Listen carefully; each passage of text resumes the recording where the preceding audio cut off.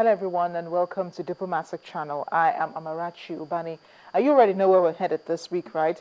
The referendum in Ukraine and what effect it will have on the region, on Ukraine and on its relations with Russia afterwards, and its relations with the European Union and the West. Those votes are crucial. Russia, however, already believes Crimea is its, judging by the amount of support it's getting from Russians living there. And let's just remind ourselves again how the country got to this point.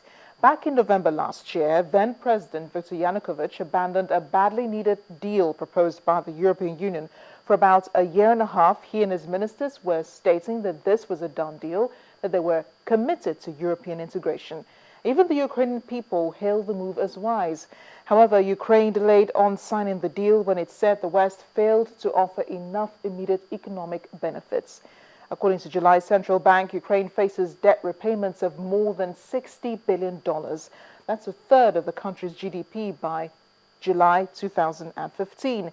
And the EU offered to compensate Ukraine to the tune of €1 billion for various losses that would result from a stricter trade regime by Russia that would follow the sign-in. But here's what Russia was offering. Back in December, Russia lent Ukraine $3 billion as part of an assistance package that was supposed to reach $15 billion. Now, instead of just handing over the money in cash, it had the Ukrainian government issued $3 billion in bonds. The bonds were denominated in euros, and then Russia bought all of their bonds, which was much easier as Ukraine already had billions of euro bonds outstanding. But as part of the new bond deal, Ukraine had to promise that it would keep its debt to GDP level below 60%.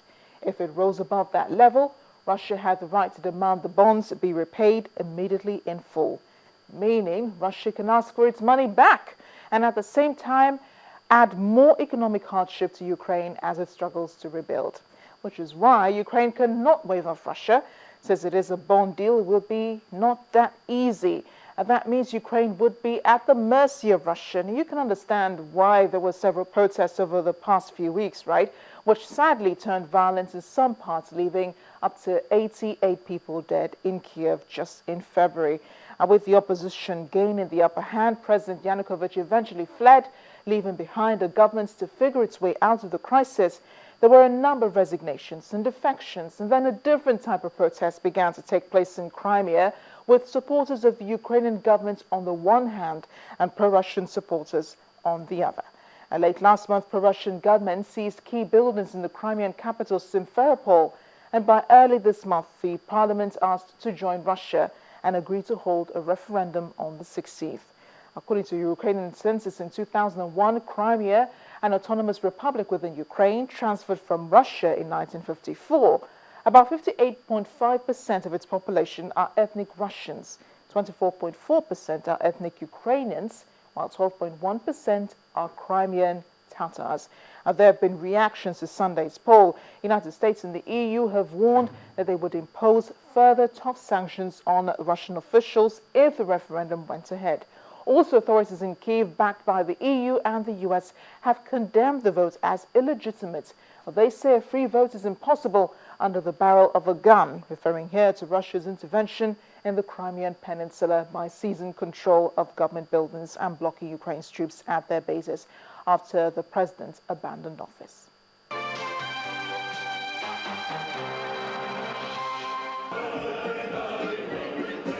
The news could not have come any better for those who supported the move from the beginning.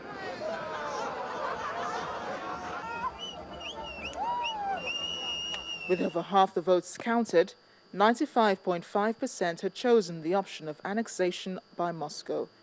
The Referendum Commission said voter turnout had been high, though many who did not support the vote had said they would boycott the referendum.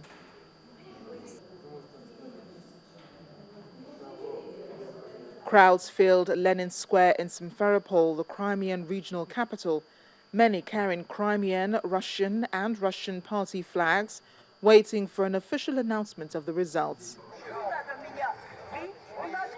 But the celebration was in full gear in Sevastopol, where thousands gathered at the central square to hear the final results. Their feelings were mirrored by Russians in Moscow who said they were happy with the outcome of the referendum. The peninsula on the Black Sea has a Russian-speaking majority and was part of Russia until it was gifted to Ukraine in 1954 by then-Soviet leader Nikita Khrushchev. However, as tensions between Moscow and Kiev mount amid the referendum, many Russian residents living in Ukraine have been deciding to leave the country out of fear of what they call anti-Russian sentiment. Russian nationals have continued to travel across the border to the Kivitsky railway station in Moscow in recent days, where heavy security force deployment can be seen. Quite a number say Crimea moving to Russia would be good for the country. The feeling is quite different in the rest of Ukraine. While people in the capital Kiev are angered by the move, many in the eastern city of Donetsk say even they would like to join Russia too. On the streets of Kiev, people accuse Russia of stealing Crimea and seeking revenge against Kiev's new leaders who ousted pro-Russian President Viktor Yanukovych. Some compared Crimea to other disputed areas like Abkhazia and Nagorno-Karabakh. The EU has been against the vote right from the start. Foreign ministers are set to agree sanctions on around 20 people in Russia and Crimea. They hope to add new names to the list when leaders meet later this week. Those targeted will include politicians responsible for calling for and organizing Sunday's referendum in Crimea. The EU says the referendum was illegal and does not recognize the result. European officials say they're determined to punish Russia for its actions in Crimea, imposing sanctions including travel bans and asset freezes on those responsible. However, it requires unanimity among all 28 member states, though there are several countries including Greece, Cyprus, Italy and Spain and Portugal that have reservations about moving too quickly. Germany says the vote has done nothing to calm the crisis and has done the opposite instead. The government spokesperson said the referendum contradicts the Ukrainian Constitution and contradicts international law and is therefore illegal.